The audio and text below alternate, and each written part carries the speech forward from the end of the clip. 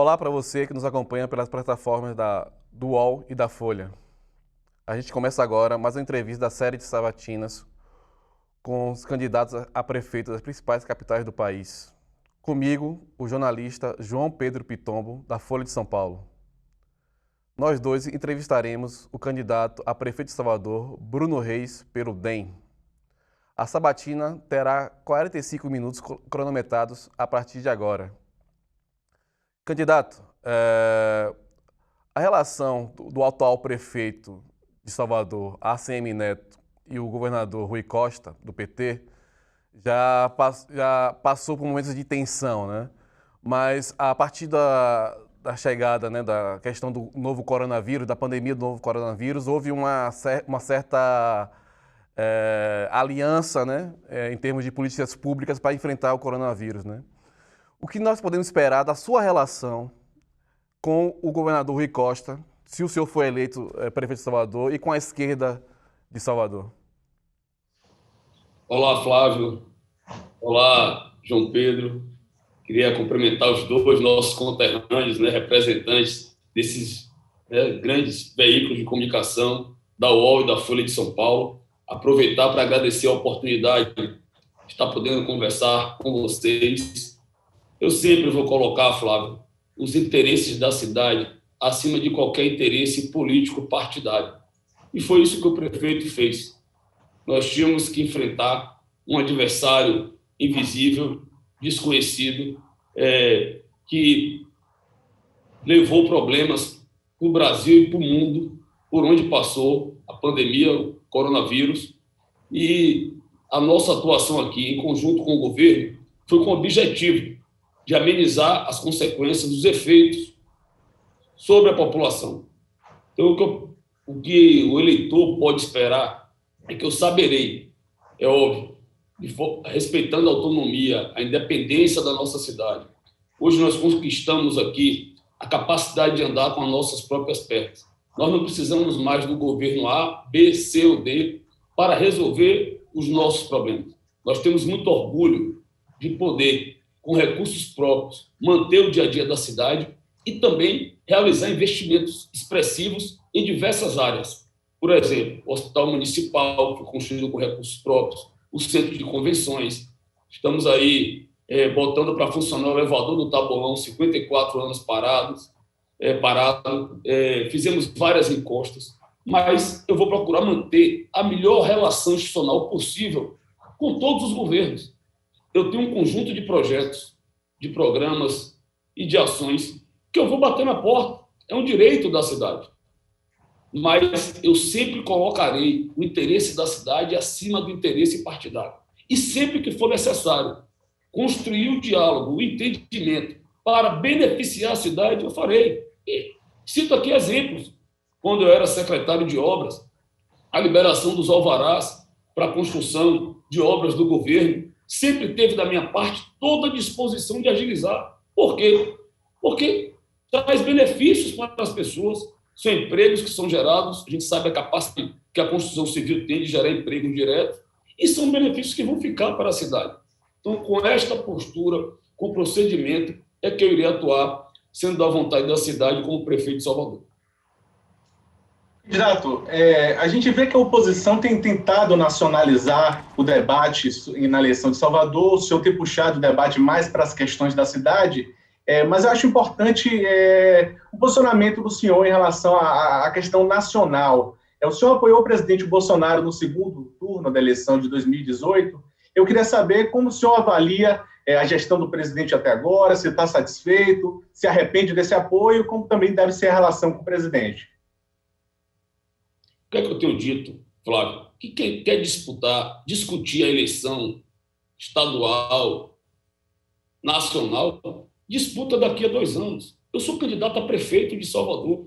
Eu vou cuidar do dia a dia da minha cidade, dos problemas locais, com todo respeito a esses líderes estaduais e nacionais, e cada um tem o seu valor, né? Eles pouco influenciam nas eleições municipais. As pessoas querem saber quem é que está mais preparado, quem é que tem mais condições de fazer a sua vida melhorar, quem é que pode fazer a cidade avançar mais. Então, é esse debate que nós temos travado aqui nas ruas, e é esse o sentimento das pessoas, né?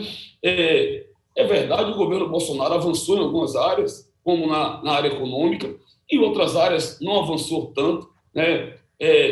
Discordamos de algumas pautas, por exemplo, a questão do meio ambiente, que a gente aqui tem um posicionamento contrário à estratégia do governo federal, mas o que é que nós queremos? Nós somos a favor do Brasil, nós queremos o melhor para o Brasil, nós não fazemos a política do quanto pior, melhor. Torcemos para o sucesso de todos os governantes, eles estão aí, quer queira, quer não queira, pelo menos até 2022, eles foram eleitos pela população e, como eu disse, vou procurá-los, é um direito da cidade pedir o apoio para grandes projetos, grandes programas e obras, sem dificuldade nenhuma, e espero que eles entendam, deixem todos de lado as questões políticas e governem para as pessoas. Aqui a gente coloca a gestão na frente da política. O senhor manterá a decisão do prefeito ACM Neto, caso seja eleito, de adiar o Carnaval de Salvador para julho?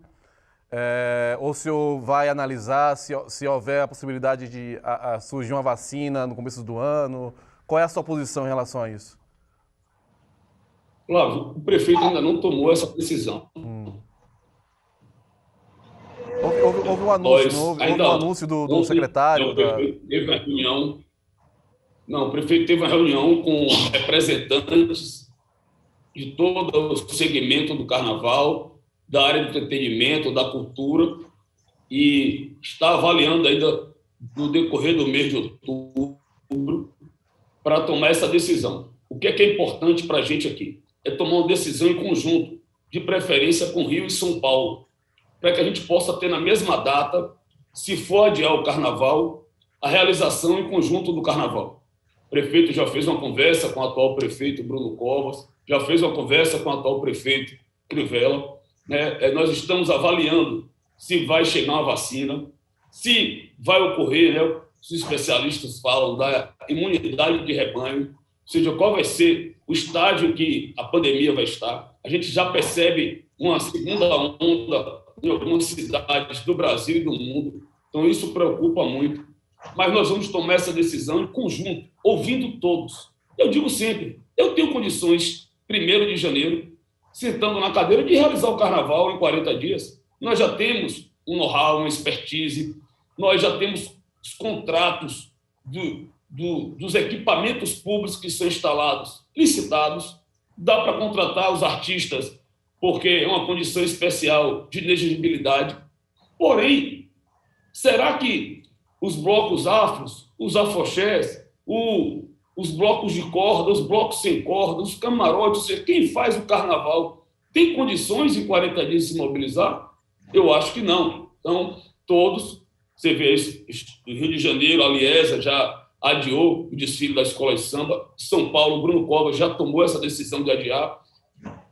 E o que nós vamos fazer para construir um entendimento para fazer uma única data o carnaval, se essa for a decisão de adiar, que a gente vai tomar aí, no máximo, nos próximos 30 dias. Mas me parece que a sua tendência, então, é realmente fazer uma data que não seja em fevereiro, né? Mais para frente. A tendência que o senhor está nos apresentando. O que vai determinar isso, Flávio, é a condição sanitária.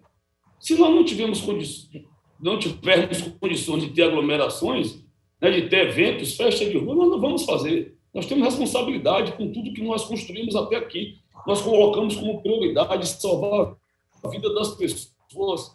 E Salvador virou uma referência, um exemplo no Brasil e no mundo, pelas medidas que adotou ao longo da pandemia.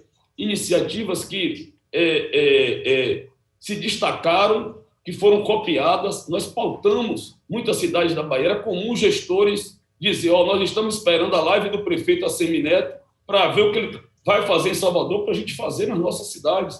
E isso foi fundamental quando a gente compara a realidade de Salvador com o vizinho aqui, Recife, com Fortaleza, com Belém, ou até mais distante, com Manaus, né? Nós que temos cidades até com características parecidas, né? O número, graças a Deus, de mortos foi muito menor. Nós temos aqui, veja, gente, Nova York é a capital do planeta. Teve gente que morreu dentro de casa porque não tinha atendimento médico. Aqui todo mundo que precisou de atendimento médico teve o apoio da prefeitura. As UPAs funcionando, os hospitais de campanha, o sistema do SAMU para fazer o transporte. Então, é fato, não dá para pensar em carnaval ainda sem ter uma vacina. Renato, eu queria voltar um pouquinho para a questão política. Há 4 anos, quando o senhor disputou a vice-prefeitura, o senhor estava afiliado ao PMDB, né? Na época era liderado pelo então ministro Jadel Vieira Lima. Um ano depois ele acabou preso. Esse ano, no início do ano, o senhor recebeu novamente o apoio agora do hoje MDB, uma reunião em janeiro, que estava lá presente o ex-deputado Lúcio Vieira Lima, que na época já era condenado por lavagem de dinheiro pelo Supremo Tribunal Federal. É o tipo de apoio que não constrange o senhor? Piton, eu me filiei ao PMDB, à época era o segundo maior partido do Brasil, partido da redemocratização. Não tenho nada a ver com os escândalos que envolvem seus dirigentes. Não posso ser responsabilizado por isso. A prefeitura não tem nada a ver. Eu tenho mais de 20 anos de vida pública, meu amigo. Nunca tive uma denúncia, nunca respondi um inquérito ou um processo. Temos muito orgulho do que nós fazemos aqui em Salvador. Somos a primeira capital, éramos a última em gestão fiscal. Foi graças a um trabalho responsável, fazendo a boa aplicação dos recursos públicos, que nós fizemos a cidade avançar tanto. Salvador hoje tem uma nova cara. Salvador hoje é uma nova Salvador. Salvador, em todas as áreas, avançou. Na área social, na saúde, na educação. Nós ocupávamos lá atrás as últimas posições, quando a gente era comparado com as outras capitais. Hoje, nós já lideramos em diversas áreas. E nós vamos fazer esse trabalho avançar. O que eu posso assegurar a você é que não vai ter não tem e não vai ter qualquer tipo de corrupção na minha gestão envolvendo a prefeitura. Então a família Vieira Lima, os irmãos Vieira Lima não terão nenhuma influência na sua eventual gestão? Não. Candidato, eu queria falar um pouco sobre, já que a gente já tocou de novo no coronavírus, né? Em relação ao ano letivo, que medidas, imagino também que essa é uma decisão ainda que, da volta do ano letivo, da volta às aulas das crianças, né? Ainda é uma decisão a ser em aberto, né? A ser debatida. Mas eu quero saber que medidas o senhor vai tomar, independente de quando vão voltar às aulas, para proteger professores, crianças e funcionários das escolas municipais, quando as aulas presenciais voltarem. Excelente pergunta, Flávio. Primeiro, eu quero destacar que, desde a chegada da pandemia, a nossa preocupação foi com as vidas das crianças e de seus familiares. Nós suspendemos as aulas, demos todo apoio. As crianças estão recebendo uma cesta básica por mês. São 170 mil cestas básicas que nós distribuímos na educação para a rede própria e a rede conveniada. Para que isso? A gente sabe que muitas dessas crianças praticamente só se alimentam nas escolas. A gente aqui oferece até 5 refeições diárias. Então, nós estamos dando esse apoio. Cada criança recebe a cesta básica. A outra preocupação que nós tivemos foram essas crianças ficarem sem conteúdo, ficarem sem aprendizado. E é o que nós fizemos. Nós usamos a tecnologia, a inovação. Nós adquirimos 33 mil chips, distribuímos para a nossa rede, para que as crianças tivessem acesso às aulas online.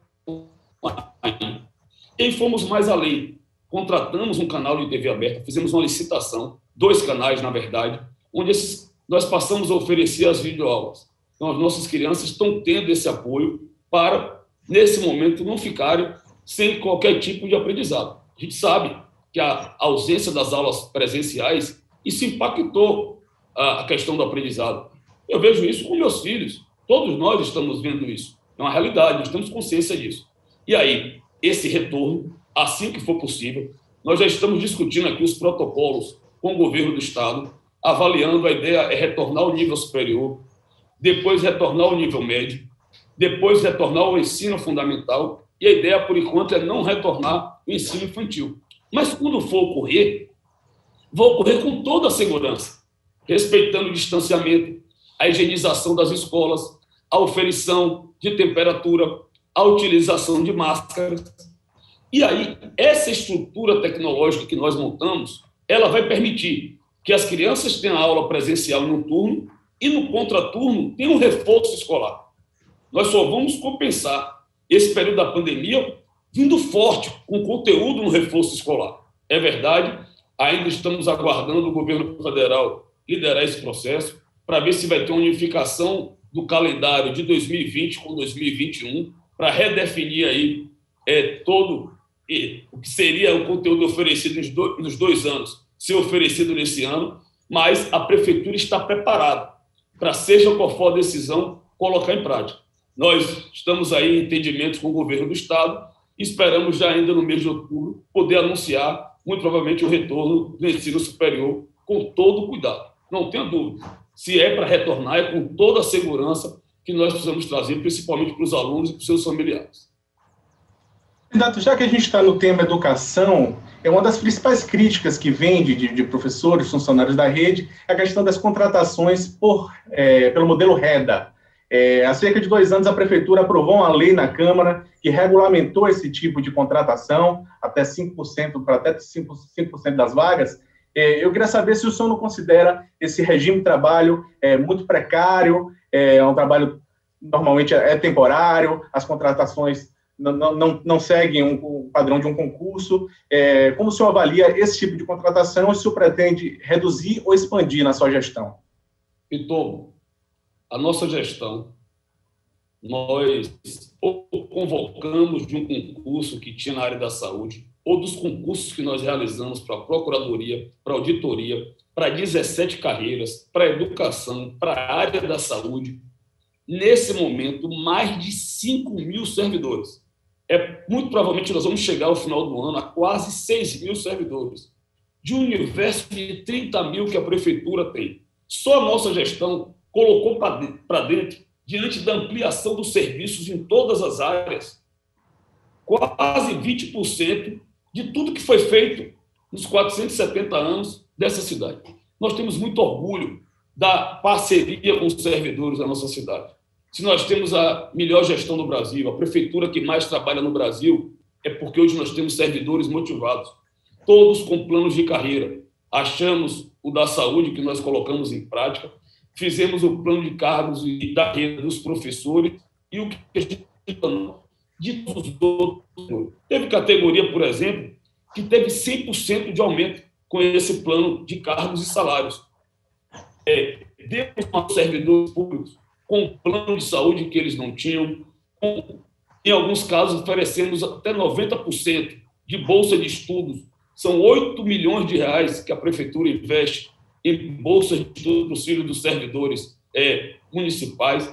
De implantar, na nossa gestão, uma gratificação por desempenho. A nossa ideia é alinhar o planejamento estratégico, que já é uma marca dessa gestão consolidada, com casos, metas e marcos de entregas definidos, alinhar isso à atuação dos servidores, possa ter gratificação pelo desempenho, pelas metas que nós viemos alcançar. Não tem dúvidas que a política de valorização do servidor avançou muito na nossa cidade. Eventualmente, a gente precisa fazer uma contratação para o REDA, para um ou para outro serviço específico, mas a grande maioria da nossa rede são de servidores efetivos que nós contratamos ao longo desses anos. O senhor falou que tem um posicionamento em relação ao meio ambiente contrário ou diferente do governo Bolsonaro, né? Mas o senhor toca, né, como vice-prefeito na gestão de ACM Neto, uma obra polêmica, digamos assim, que é o projeto do BRT, né? Há uma série de questionamentos de entidades civis, de entidades ambientais, né? Eu gostaria que o senhor falasse um pouco sobre essa obra e por que gastar tanto dinheiro numa obra como essa. Primeiro, eu preciso dizer a vocês que há um preconceito contra o BRT, uma tecnologia brasileira desenvolvida em Curitiba.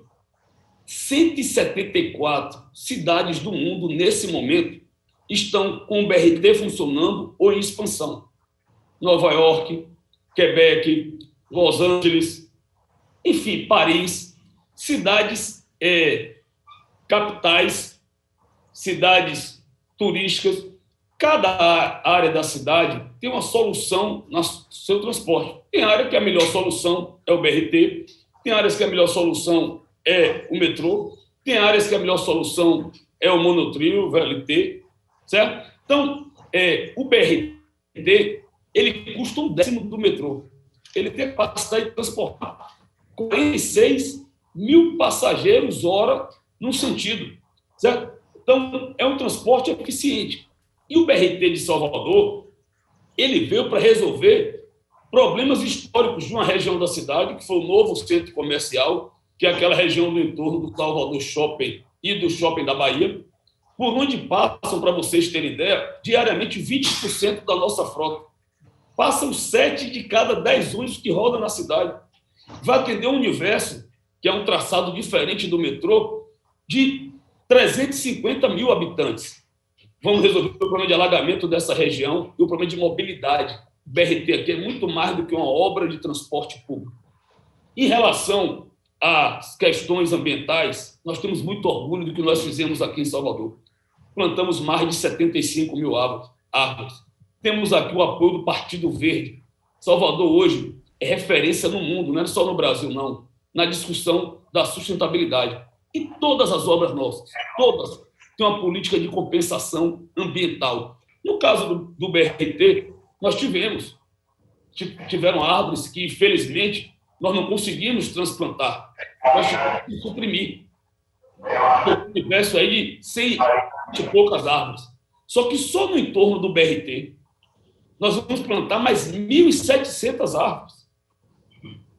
Se você for na nova suburbana, você vai ver toda verde. Nós temos projetos aqui na área de meio ambiente, discutimos temas hoje como carbono zero, estamos elaborando um plano para mitigação dos efeitos das mudanças climáticas. Então, Salvador trouxe para aqui a Semana do Clima da ONU, nós realizamos aqui, da América Latina e do Caribe. Nós temos um compromisso com essa pauta ambiental. E posso lhe assegurar, toda obra nossa tem uma política de compensação ambiental. Candidato, insistindo um pouco mais aqui na questão do BRT, é uma obra que prevê grandes elevados ali na região central da cidade, e a gente sabe que esse é um modelo que, pelo contrário, em outras grandes capitais, eles hoje estão demolindo esses grandes elevados, né? O caso da Perimetral, do Rio de Janeiro, há uma discussão em torno do Minhocão, em São Paulo. Eu queria que o senhor comentasse isso e o porquê da decisão de não ser só um BRT para ônibus, já que prevê também vias exclusivas para carros. O senhor acha que isso não é priorizar o transporte individual? Flávio, você conhece bem a nossa cidade, aquela região da cidade cresceu muito, as vias são estreitas. E por que os elevados? Os elevados foi para ampliar a capacidade de veículos que transitam por essas vias, tanto o ônibus como o transporte individual. É óbvio que a gente trabalha aqui para ter uma mobilidade mais eficiente, com a integração total dos sistemas, conectando a cidade. Então, você tem um BRT, que está vindo aí, você tem o BRS, que é um sistema que a gente vai implantar na orla de via exclusiva em determinados horários, você tem integração com o metrô, com o VLT que está vindo aí, você tem um sistema de ônibus convencional, você tem um sistema de ônibus complementar. Hoje, aqui em Salvador, nós implantamos o bilhete único. Em qualquer um desses modais, você circula por 2 horas. Então, tem que conectar a cidade como um todo. Mas a solução, depois de análise, não foi da cabeça do prefeito ou da minha cabeça construir aqueles elevados ali. Foi a melhor solução de trânsito, de mobilidade, para resolver um dos principais gargalos da cidade. Que, com fé em Deus, a partir de dezembro desse ano, imagine a pessoa sair ali da região da Garibaldi, no cardiopulmonar, e chegar até o centro administrativo sem pegar uma sinaleira, em vias exclusivas e, no máximo, 15 minutos. A importância disso para a mobilidade da nossa cidade. Candidato, o senhor, no seu programa de governo, prevê aqui a criação de um Conselho Municipal de Políticas para Drogas, né? Eu queria saber qual é o seu posicionamento individual, né, particular, sobre drogas, se eu, por exemplo, é um debate nacional já, né? O senhor é favorável à legalização do uso recreativo e plantio da maconha, por exemplo? Eu sou contra a legalização, nossa posição clara. Aqui em Salvador, nós avançamos muito na atenção às pessoas em situação de rua. montamos diversas unidades de acolhimento para atender essas pessoas. Agora, tinham muitas pessoas que estavam em situação de rua que são dependentes de substâncias psicoativas. Aí nós somos mais além. Nós passamos a contratar instituições para fazer o atendimento dessas pessoas, o tratamento dessas pessoas. Já tem 4 conveniadas com a prefeitura. A gente faz essa abordagem na rua, convence a pessoa a aceitar o tratamento e damos todo o apoio. Para quê? Para que a pessoa possa se livrar da dependência da substância psicoativa, possa ser reinserida na sociedade, possa, com isso, através de todo o apoio que nós damos para a qualificação profissional, ser reinserida no mercado de trabalho. A gente também aqui tem um programa que a gente dá a primeira unidade habitacional para as pessoas em situação de rua. Então, é o House First, que é para aquelas famílias que estão em situação de rua e que aceitam primeiro ir para o aluguel social e lá a gente paga até dar a moradia definitiva. A gente colocou aqui na nossa estratégia para beneficiar pelo Minha Casa Minha Vida o fato de ser população em situação de rua um critério que, no processo de sorteio, leva vantagem. E nossos conjuntos habitacionais que nós construímos, nós priorizamos também essas famílias. Então, essa estrutura que eu vou ter no governo, nós vamos ter uma estrutura específica para ajudar no combate às drogas, a dar apoio a essas pessoas que dependem de substâncias psicoativas. E, para isso, vamos criar esse Conselho Municipal para debater esse tema, aprofundar esse tema, que até então, antes da nossa gestão, vinha sendo tocado na nossa cidade somente pelo Estado. Então, o senhor não é favorável a uma política repressiva, digamos assim, né? O foco da sua gestão será uma política de assistência a esses usuários. Veja, eu sou contra a legalização das drogas. O papel da polícia é reprimir o tráfico, certo? Agora, quem está em situação de rua, dependente de substância psicoativa, nós vamos dar apoio, acolher essas famílias, tirar da rua, oferecer um tratamento que a prefeitura não fazia. Nós tínhamos os girassóis das ruas, que era o atendimento médico na rua, que nós já oferecemos em nossa cidade. Temos os CAPs, né, que é onde a gente recebe essas pessoas, principalmente quando estão no estágio mais avançado da dependência química. E não tínhamos unidade para acolher essas pessoas. Conveniamos, inclusive, de uma estratégia de fazer em locais mais distantes do seu habitat natural, como, por exemplo, temos parcerias com instituições que estão até em outras cidades. A ideia é essa pessoa vai para lá, ela fica um período sendo tratada, e aí, depois que está livre da dependência, a gente traz para a cidade e dá todo apoio para que ela possa ter a progressão social. O senhor não pensa nada em relação aos chamados adolescentes infratores, ou seja, tirar esses adolescentes da mão do tráfico? Não há nada previsto em termos de socioeducativo para esses adolescentes que estão ainda nas fileiras do tráfico de drogas? Veja, o que nós fizemos aqui é investir muito na educação para que esses jovens, no futuro, né, possam, através da educação, construir o seu caminho.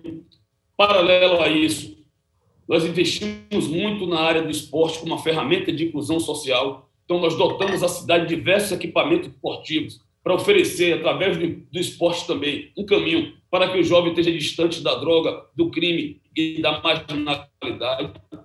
Na área cultural, avançamos muito, que nos bairros nós temos muitos coletivos, né, de jovens que fazem grupos de teatro, de música, de dança, de apresentação, que nós estimulamos para, através da cultura, a gente também impedir que eles possam seguir o caminho das drogas.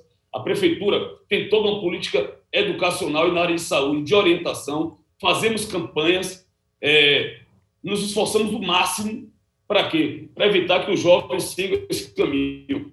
Eu sempre cito, Flávio, o meu exemplo, tá certo? Eu perdi meus pais muito cedo, morava ali na Centenário, do lado do Calabar. Muitos dos meus amigos da minha geração seguiram o caminho das drogas e se perderam, né? Eu, graças a Deus, graças ao suporte que tive familiar, a orientação de minha avó que me criou e talvez pelo meu destino resolvi seguir um outro caminho, o caminho do estudo, o caminho do trabalho, que foi o que me possibilitou chegar até aqui hoje. Então, aonde eu chego, a gente leva esse nosso testemunho, A gente, né, leva uma mensagem para os jovens de otimismo, de confiança e de esperança, que precisam estar longe das drogas, que é assim como vencer na vida através da inclusão, com trabalho e com educação. E, para isso, nós temos diversos programas, como, por exemplo, o programa Vida Nova, que está aí no nosso plano de governo, para dar esse suporte familiar. O programa, por exemplo, Agentes da Educação. Quando a criança começa a não frequentar a escola, a gente vai na casa conversar com a mãe. A gente tem programas que aproximam a escola da comunidade. Tudo isso com o objetivo de quê? De dar o apoio e o suporte para evitar que a juventude siga esse caminho. Renato, entrando aqui um pouco no tema da saúde, né? O senhor sempre tem trazido à tona a questão das obras que foram feitas pela prefeitura, hospitais, postos de saúde, etc. Mas, segundo a última pesquisa Ibope, segundo a população de Salvador, a saúde hoje é o principal problema da cidade. Onde é que o senhor acha que a prefeitura errou nesses últimos 8 anos para a população seguir com essa impressão? Flávio, eu acho que se você pegar a pesquisa de todos os lugares, vão indicar que o principal problema é a saúde. Mas deixa eu te lembrar qual era a realidade de Salvador aqui, em 2012. Eram as pessoas nas filas das madrugadas à procura do posto de saúde do atendimento médico. Eram macas nos corredores dos hospitais, as pessoas sem leitos de urgência e emergência para serem atendidas. O que é que nós fizemos? A atenção básica tinha apenas 18% de cobertura. Nós tínhamos somente 104 equipes de saúde da família, um médico na porta da casa. Nós já levamos para 56, vamos chegar até o final do ano com 60, e a marca da nossa gestão é atender o que preconiza o governo federal, chegando a 72% de cobertura. Sendo que, nas áreas mais carentes hoje, por exemplo, no distrito sanitário do subúrbio, 80% da população já tem o programa, o médico, atenção básica. E em Cajazeiras, 70%. Então, nas áreas mais pobres, nós já avançamos muito. E o que é que isso levou? Levou os médicos, levou com que não existisse mais fila no posto de saúde. As UPAs que nós construímos, Salvador tinha apenas uma UPA que não funcionava. Hoje nós temos 10. Nós já passamos o que preconiza o governo federal, que é uma UPA para cada 300 mil habitantes.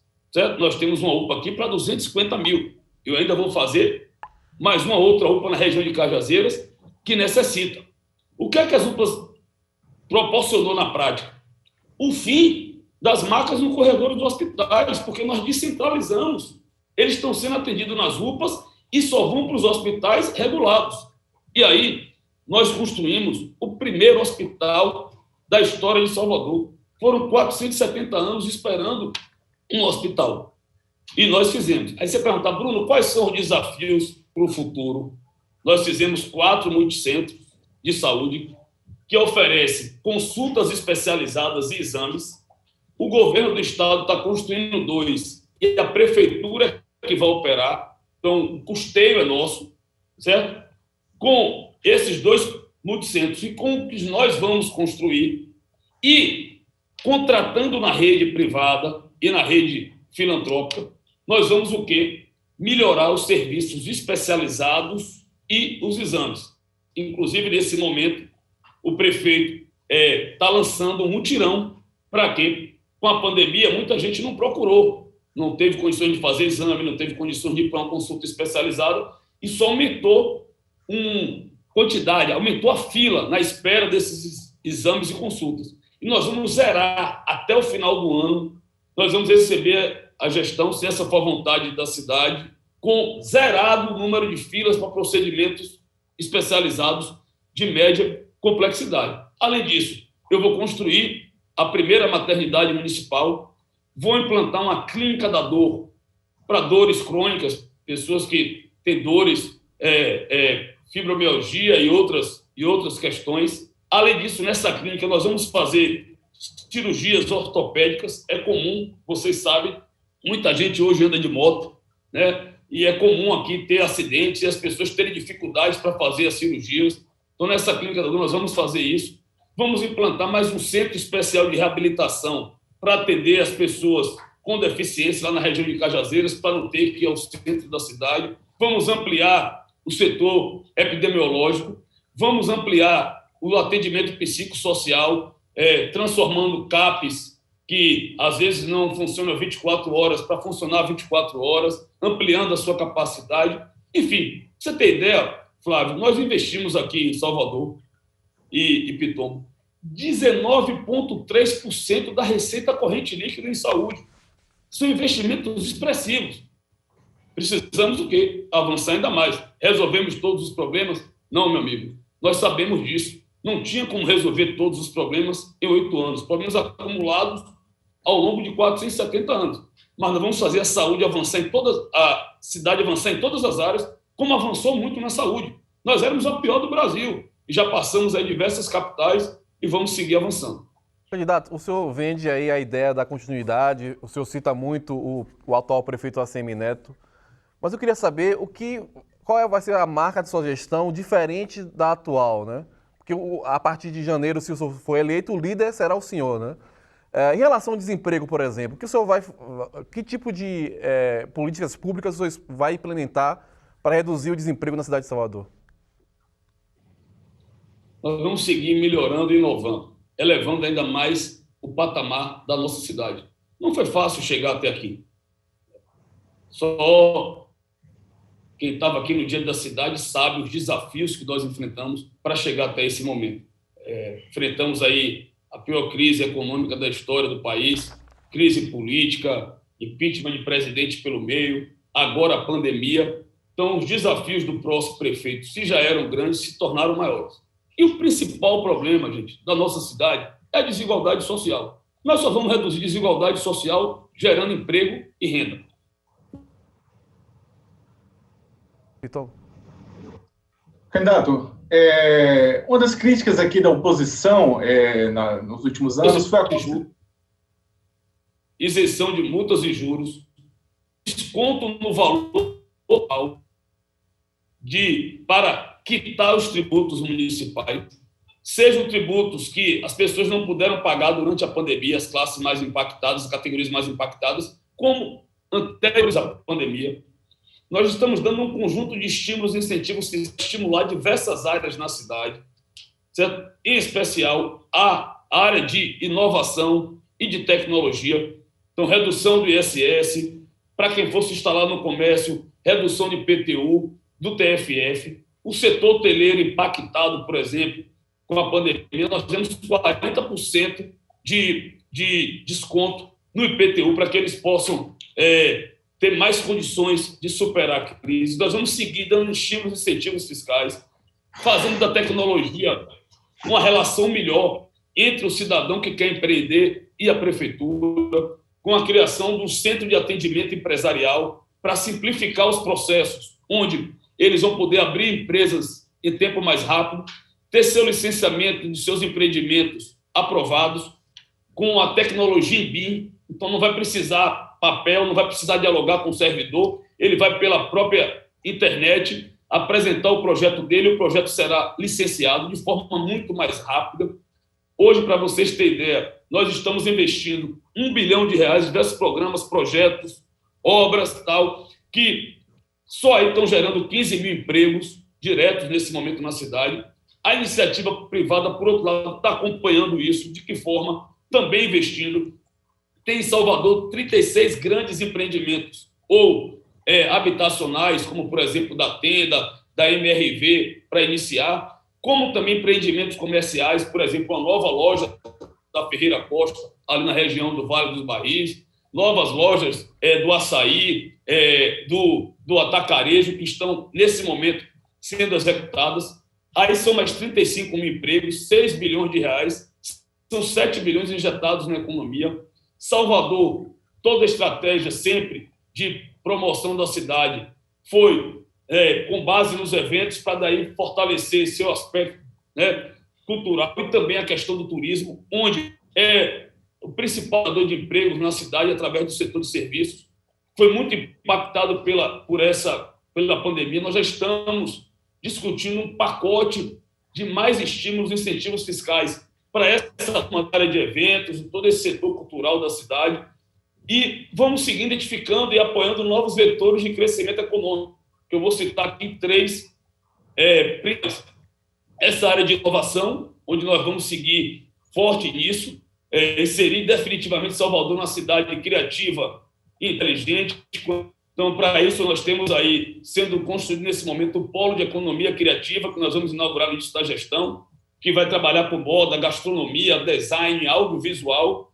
Estamos construindo o Centro Cultural Casa da Música, que vai trabalhar nessa linha de produção. A gente sempre soube, Salvador, sempre os principais movimentos culturais do Brasil surgiram aqui. Então, nós vamos apoiar essa produção de música, de arranjos. Candidato, Da arte vai ser nesse equipamento. Então, estimular o empreendedorismo. Por outro lado, nós vamos seguir investindo em inovação, trazendo startups para aqui. Ontem mesmo eu tive uma reunião com esse segmento. Candidato, vamos fazer uma política. A gente tem quase 4 minutos. O João queria fazer uma pergunta, eu queria fazer outra pergunta também. Finalizando. E aí tem agora o turismo de bem-estar e de saúde, né, que está crescendo muito com a duplicação aqui em Salvador do cardiopulmonar, que já ocorreu, com a duplicação do Aliança, do São Rafael, que vai iniciar, e com o Mater Dei, que já está em construção. Então, esse é um outro vetor que nós vamos estimular. E também nós vamos estimular ali naquela região de Valéria e de Águas Claras, com a ida da rodoviária para lá, com a chegada do metrô, com a duplicação que está ocorrendo, transformar aquela região num centro de logística e um novo centro comercial da cidade. Nós vamos dar estímulos, não só dando a infraestrutura, mas também estímulos para que possa se instalar aí. Então, esse conjunto de ações vai fazer com que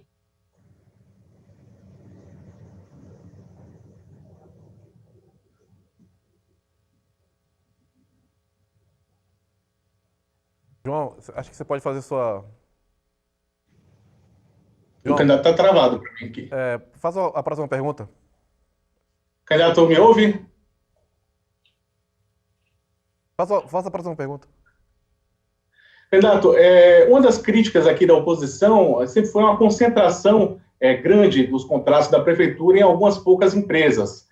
Algumas delas, como a gente mostrou ano passado numa matéria da Folha, são ligadas aí a parentes de aliados ou secretários da gestão. Eu queria saber como é que o senhor rebate essas críticas. Pitombo, todas as licitações, todos os contratos, todas as empresas prestadoras de serviço dessa prefeitura são contratadas mediante a realização de concorrência pública, respeitando os princípios da moralidade, da impessoalidade, da publicidade, da economicidade.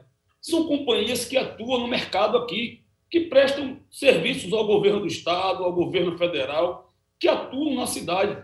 Todas, eu posso lhe assegurar, quando são contratadas, dão descontos expressivos, porque graças a esse trabalho que o prefeito Assemineto fez, todo mundo hoje quer trabalhar para a Prefeitura de Salvador, porque recebe em dia, certo? A relação entre empresa e a Prefeitura é no mais elevado nível, todos com a sua atuação e com o trabalho que a Prefeitura está fazendo, acaba trazendo benefícios para a cidade. Então, o que eu posso lhe assegurar é que isso vai seguir respeitando a lei, que determina a lei. Então, todos os contratos dessa prefeitura, para você ter ideia, eu era secretário de obras. A maioria das licitações, ou quase todas elas, tinham pelo menos 20% de desconto. O BRT, que Flávio falou que era uma obra cara, eu acabei não fazendo referência. Ele, inicialmente, era um projeto, as 3 etapas, de 800 milhões de reais. Muito mais barato do que o metrô. Mas foi dado um desconto de 44%. Ou seja, reduziu quase a metade esse valor, que permitiu que a gente usasse o saldo de financiamento para outras obras. Por que Salvador avança tanto, fez tanta obra? Porque conseguiu fazer o dever de casa, economizando nos contratos, economizando nas contratações, e isso permitiu a gente ampliar o serviço. Candidato, a última pergunta. O senhor falou de desigualdade social, mas a gente sabe que em Salvador a desigualdade, sobretudo, é racial, né? Que tipo de políticas o senhor vai implementar para combater o racismo na cidade de Salvador? Flávio, já encerrando, porque faltam 44 segundos, né? Essa pergunta é importantíssima. Então, eu já me despeço de vocês, mas digo, a minha atuação na vida pública, toda a minha história de vida foi sempre no combate, certo, a qualquer tipo de discriminação, combate a qualquer tipo de preconceito. Nós tivemos Infelizmente, a pobreza ainda tem cor nessa cidade. E nós vamos seguir com políticas afirmativas, com políticas buscando a equidade social, não permitindo qualquer tipo de discriminação nessa cidade. Nós agradecemos o candidato Bruno Reis, ao jornalista João Pedro Pitombo e a você que nos acompanhou nessa sabatina de hoje. Obrigado.